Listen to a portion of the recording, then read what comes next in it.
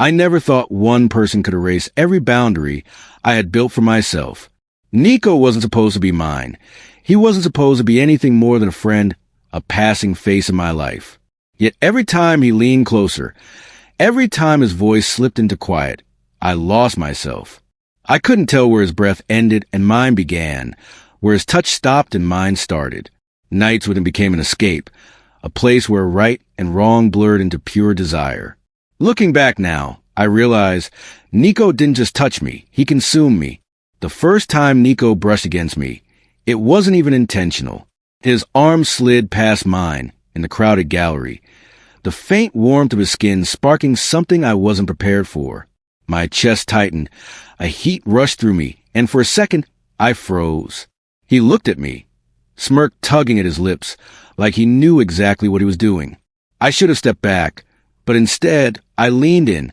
We were supposed to be focused on the art exhibition, the reason we were even there that night. But Nico's gaze was on the paintings. It was on me. His green eyes lingered like they were peeling away every wall I had built. He stepped closer, his voice low, teasing, almost daring me to react. The crowd around us faded. I could barely hear their laughter anymore. All I felt was Nico's presence, his heat, the subtle way his shoulder pressed into mine. My pulse betrayed me, beating faster with every breath I stole in his direction. I wasn't supposed to want this, but I did. By the time the evening ended, I thought I had escaped.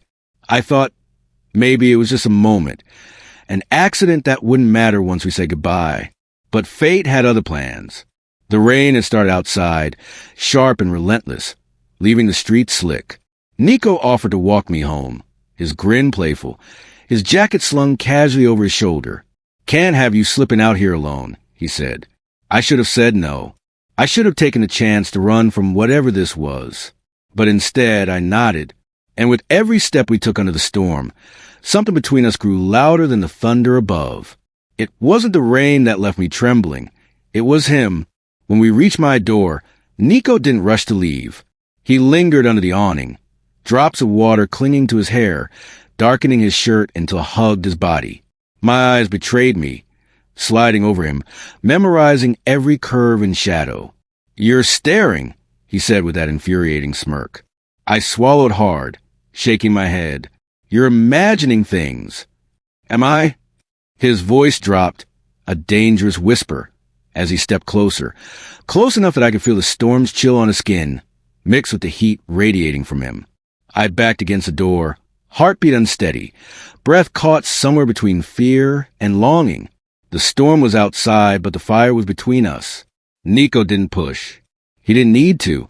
The silence stretched, pulling me tighter into his orbit. His hand brushed mine, deliberate this time, his fingers grazing my knuckles. That single touch shattered the last of my restraint. Without thinking, I unlocked the door and stepped inside, leaving it open behind me. He followed, wordless, the air between us heavy with everything unsaid. The dim light of my apartment wrapped us in shadows. Nico leaned against the wall, watching me with eyes that burned, waiting for me to make the first move, or maybe daring me not to. And God help me, I couldn't resist. That night, I stopped running. I let him in. The door clicked shut behind Nico, though I didn't remember closing it. My chest rose and fell too quickly, my pulse pounding so hard it felt like it echoed through the small room. He didn't rush me. That was the thing about Nico. He never did. He just stood there, shoulders relaxed, eyes locked on me with that steady intensity that made me feel like he could see everything I tried to hide. I swallowed hard, my voice barely steady. "You're soaked." He tilted his head, water still dripping from his hair, shirt clinging to his chest. "Then maybe you should dry me off." The challenge in his tone was a match to my fire. I couldn't resist it. I crossed the room slowly, every step deliberate. My breath caught somewhere between hesitation and hunger. When I stopped in front of him, he leaned down, closer, the space between us so fragile it could break with a whisper. I reached out first, fingertips brushing over the damp fabric, clinging to his arm. My body betrayed me. My hand lingered, sliding over the curve of his bicep, feeling the warmth beneath the cold, wet shirt. Nico exhaled sharply, his smirk softening into something more dangerous, more intimate. "You're trembling," he whispered. "So are you."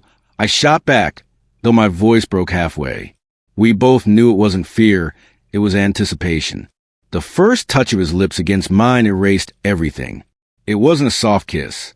It was fire, demanding, hungry, pulling me into him like he'd been waiting for this forever. My hands gripped his shirt, clinging to him as if letting go would mean losing this moment forever. Nico pressed me back against the wall, not rough but firm, his body molding to mine. I could feel every inch of him, every heartbeat sinking with my own. When he finally pulled back, his forehead rested against mine, breath hot against my lips. "Tell me to stop," he whispered. But the words never came. Because the truth was, I wanted him more than I wanted control. The night unfolded in stolen breaths and restless touches. Nico wasn't just claiming me.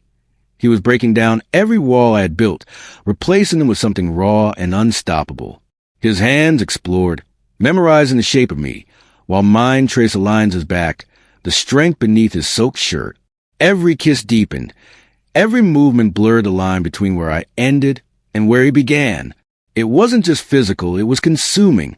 A surrender I had never given anyone else. In his arms, I wasn't just wanted, I was known.